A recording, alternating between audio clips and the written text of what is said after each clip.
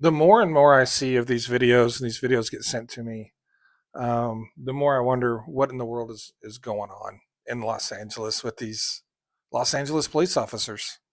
To give you some context to that video, if you haven't seen it, this was a peaceful protester that had gathered up a bunch of bottles of water and was trying to put out a spot fire, and they were allowing him to do it.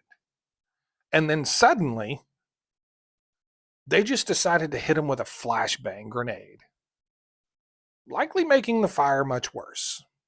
Couple that with the video I saw last night of a woman trying to get to her apartment and getting peppered with the rubber bullets, just all the videos we've seen. And I try to look at this from the perspective of the fact that I don't know about crowd control. I'm not an expert in this stuff. You know what I mean? But I can see what's right in front of my eyes.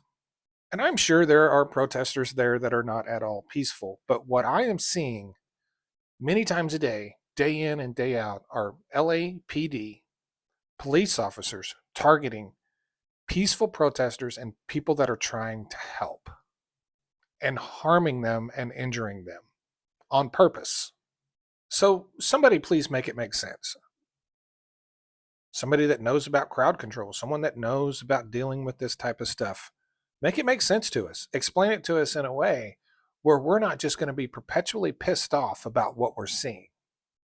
But I have to tell you, I feel really strongly that what I'm seeing is wrong because in many of these instances, you see a line of 20, 30 police officers, but there's always one guy.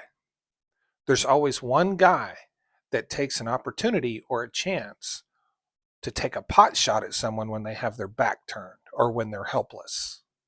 Yeah. And then you have the scene where the man was being trampled by all the horses that all the police officers were on. I haven't talked much about that because I don't know what led up to that. But still, how many times do you got to trample a guy with a horse to have him under your control? Like, what is the extent of that? You know what I mean? All of this stuff going out on social media is a really bad look for Los Angeles, for the police department, even for Gavin Newsom. It's a bad look. This is not something you can explain away with words like law and order. Law and order. We will have law and order. No. That's we're not seeing law and order. That's not what we're seeing. What I'm seeing is people that are taking advantage of the authority they have been given to cause harm to others. And what I'm not seeing is any of their peers around them putting a stop to it. And they wonder why it's escalating. Thanks.